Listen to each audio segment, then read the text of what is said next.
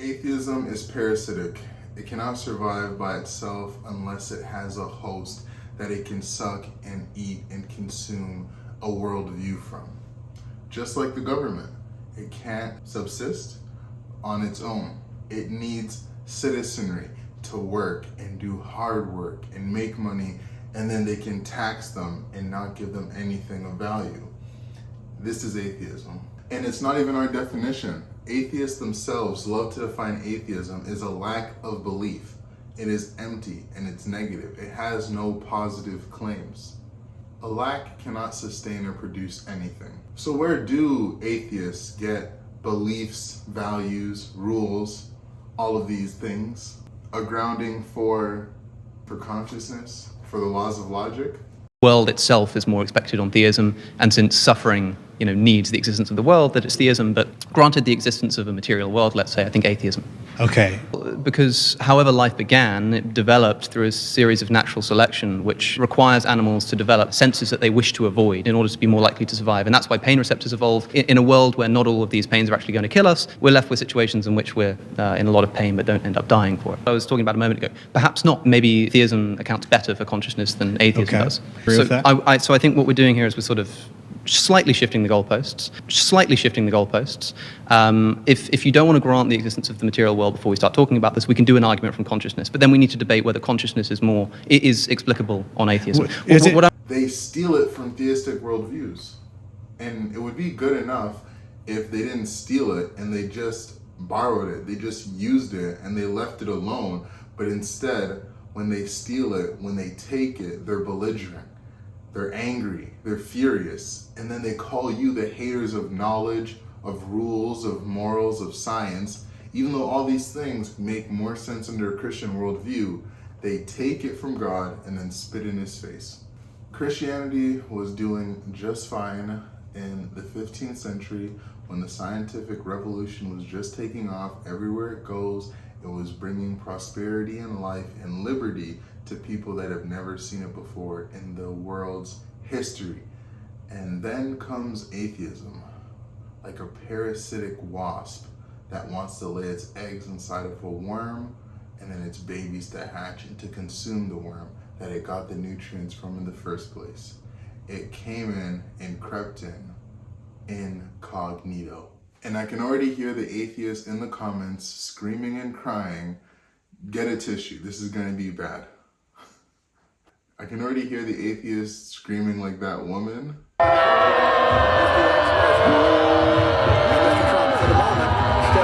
What a great honor to be able to introduce for the first time ever anywhere the 45th President of the United States of America, Donald.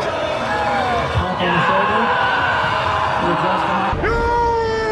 shall not pass! For their gracious aid throughout I am so sorry They have been to my world. I am so sorry to my world. This is not what we want. We will face challenges. There's so much We will potential confront hardships, but we will get the job done. for beauty and for Every 4 years devastation. we gather In this these one steps moment, it's to carry almost out the incomprehensible that globally they can peaceful exist transfer of right now. power. So And we are grateful So to close. President Obama. Inauguration, the first term. No. And please, atheists, do not play the victim in the comment section. You guys for 20 years have been pooping on theists and Christians, saying Sky Daddy, Sky Daddy, Sky Daddy, everywhere on Twitter, Sky Daddy, Sky Daddy, Sky Daddy, Sky Daddy. Being belligerent, making fun of us, okay, no problem. The gloves are off, the gauntlet is thrown down, bring it on, let's go. Just be able to take some humor and some jokes and don't take everything so seriously, okay? You only live once in your worldview. It's good to share ideas, all right? If every single human and human civilization and group of people and culture had to learn every single thing brand new by itself, it would make life incredibly hard. Imagine reinventing the wheel multiple times. It would be crazy, right? Somebody in India learns how to make a zero, right? A guy over here learns how to make a clock. We want to share ideas so we can better ourselves and lift up humanity. So generation to generation to generation, life is getting better and better and better with the accumulative knowledge of human beings. That's a wonderful gift that human beings have, to be creative, to share, and to understand all of these things around our world to make life better for each other. I believe sharing is good. Now, the flip side of that coin is the new atheists can't just share worldviews and take some things that are useful and leave things that aren't. They need to cut down the whole tree, Richard Dawkins, don't you, donkey? Watch the video right up here if you want to understand that reference. But the atheist cannot help but steal your worldview and then gaslight you into believing that you weren't the one that had this worldview, that you're actually the enemy of the worldview, and the atheists, yes, we the strong atheists, materialistic atheists, there's nothing after death. We're going to spend all our time arguing with Christians online and on Twitter instead of doing what we want, but this is what we want to waste our lives on. The little amount of years we have on this flying rock through space for no reason. Our birth was no reason, our death is no reason, life has no purpose, but I will spend it destroying the faith of Christians. Yes, those atheists. Example, slavery. Slavery has been with human beings for as long as human beings have been on earth, however long you think that is. Human beings have owned property, have owned animals, and have owned other people. This is a common thing throughout human civilization that's well documented in the historical record. There was 1/3 of Rome's population was slaves. And for years and years and years, Christians kept battling and fighting against this concept of slavery because we had a worldview that told us everybody's made in the image of God. So that gave us certain beliefs. And when you have certain beliefs, then it causes you to have certain outcomes, certain actions that you take. Say, hey, that's a human being right there, made in the image of God. And Christ calls me to love them. I'm going to buy them and set them free. I'm going to set my own slaves free. I'm going to set his slaves free. I'm going to go and find slaves and steal them if I have to and free them because this is what my worldview tells me. And this isn't to say that Christians never owned slaves. No, Christianity was in this culture, growing up into it. But only in Christianity do we have the tools and the resources and the belief system and the structure to abolish slavery. So who did abolish slavery? It was Western Christians.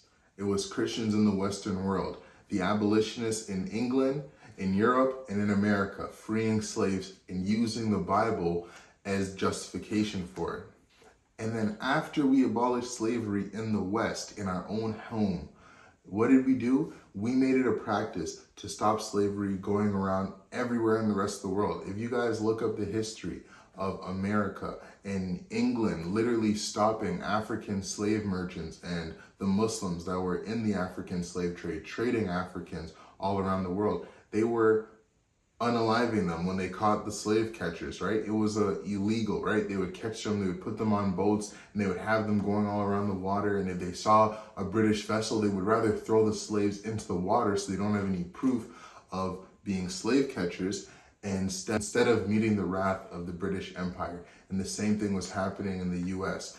Americans, England, Europeans, they stopped slavery. It did not stop anywhere else. Nobody else was stopping it. Who was the biggest supporter of slavery in human history? The Christians, obviously. And if you ask an atheist, who is the ultimate enemy of slavery and human equality? Who's the ultimate enemy of slavery? Then the atheist will tell you, obviously the atheists are. We're the ultimate enemies of slavery. It's the Christians who love slavery. We ended slavery. We stopped slavery. They love slavery. It says it in their Bible. They still have slaves today.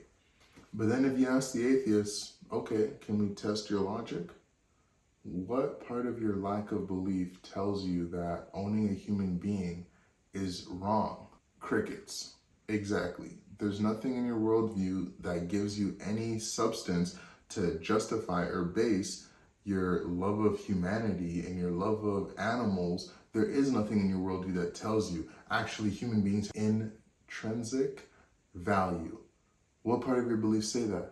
We're all just matter in motion, and it's all about blind evolution and survival of the fittest. Whenever life began, it developed through a series of natural selection, which requires animals to develop senses that they wish to avoid in order to be more likely to survive. And that's why pain receptors evolve in a world where not all of these pains are actually going to kill us. So in reality, you shouldn't help people that are lower than you or weaker than you, evolutionarily speaking. And then the atheist will say, we just know. I just have a feeling inside of my heart, and it tells me, bad, good. And as Christians, we would actually agree with that because it says in the Bible that God has written his law on all human hearts, but you can sear it and singe it until the point that the Spirit no longer even talks to you. But we all have some base level start of right and wrong. You know, don't just push grandma out over there, don't be a coward, etc., etc. But in the Christian worldview, we still believe that comes from God. But from a materialistic, atheistic worldview, where do those things come from? Where does your warm, fuzzy feeling come from in your chest? That's just biology, so what? What happens if some of these biology is different and they actually want to hurt people and unalive people and own people as property? How could you give them an argument for why that's wrong, other than your own subjective opinion, that they could say, I could care less what you think. I want to. And no, you don't just know. You grew up in the West, you grew up in a Christian nation, in a Christian culture, in a Christian ethos, and you were just taking it for granted, all the worldviews that were floating and swimming around you like a fish. Does a fish know it's in water? Does a fish know it's breathing water all the time? Probably not. And that's just like the atheist. Ignorant. If you ask an atheist who is the worst enemy of science, the atheist will say, Christians. Christians are the worst. They are the enemies of science. They believe in faith. We believe in matter and motion and things you can see and touch, like atoms and dark energy and a multiverse.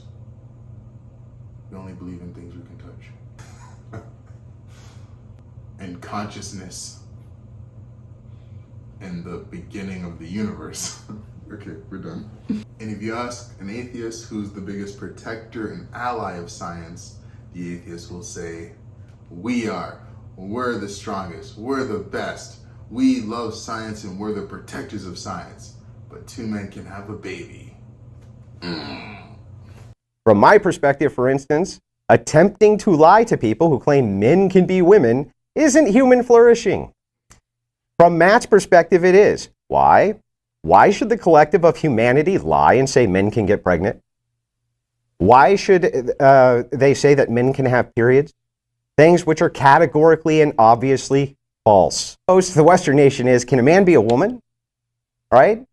To the question of if a man can be a woman, they say the answer is yes. And the way we will decree they can be a woman is by simply saying that woman now means male. Problem solved. Males can't have babies. Men can have babies. Because we just defined man to include females, dummy. Well, Matt, I remain unconvinced. I'm leaving, James. If you want a refund, you well, let me know. good day, sir. And I'll cover your refund, Mr. Cool. Matt. He just Jackass. Did you call me a jackass, Matt? Well, you and your husband have a good day, Matt. Have a wonderful day, Matt. But then if you just think about this logically and ask yourself, where did let's actually backtrack. For a long time in human history, we've had some scientific breakthroughs, right? Making paper, certain technologies, the wheel, etc., etc. But these things were very one over here, one over there, one over there. There wasn't the scientific method that we have today. And where did that scientific method come from? And where did this big boom of science come from with Isaac Newton and the laws of gravity and all these amazing things that we have now? Did it come from enlightened atheists that believed? Did it come from enlightened atheists? No. In reality, the scientific revolution took place in the 1500s to the 1700s, especially in the 1543, and it was done by Christians. It was done in the West. It was done in Christian Europe, where these Christians had particular worldviews that helped them kick off the scientific revolution. All the men of the scientific revolution were one type of Christian or another. If it was Catholic, if it was Protestant, if it was Orthodox, a couple of heretics, but they all believed in God. They all were theists. These men gave rise to modern science. These men lit the flame under those new atheist hearts bummed to be so intrigued and in love with science. Who gave the new atheist science? Christians. We did all the heavy lifting. We did all of the work. And just like the government, you came in and taxed us everything and weren't even appreciative. And actually said that we were the number one enemy. And you were going to take science over from now on. And let's see how science has progressed since you guys taken it over, right? And we have to get out of the way and we have to turn the whole world into atheists so we can protect science. That was the new atheist promise. If we just get enlightened, if we just get all the religious folk out of here and we just have pure science, the world will be better and humanity can go on and science will be protected. Just get rid of the Christians. That was the claim made by the new atheists. Richard Dawkins, Christopher Hitchens, Steve Harris. Steve Harris? Yeah, he's not that popular, I guess. Matt Dillahunty. 2 decades later, has science really improved since the new atheists have come on the scene? What are the preconditions of science? One of the things that I've tried to study is the preconditions for the scientific enterprise itself. You appeared to agree with Alex that there might be presumptions, axioms that need to be accepted. I don't want to put words in your mouth because I want to get this right before the scientific enterprise can begin. What are the preconditions for the scientific enterprise to even get off the ground? Because you may be a person who believed the new atheists when they said everything can be explained through science. Well, that claim right now that I just said can't be proven through science.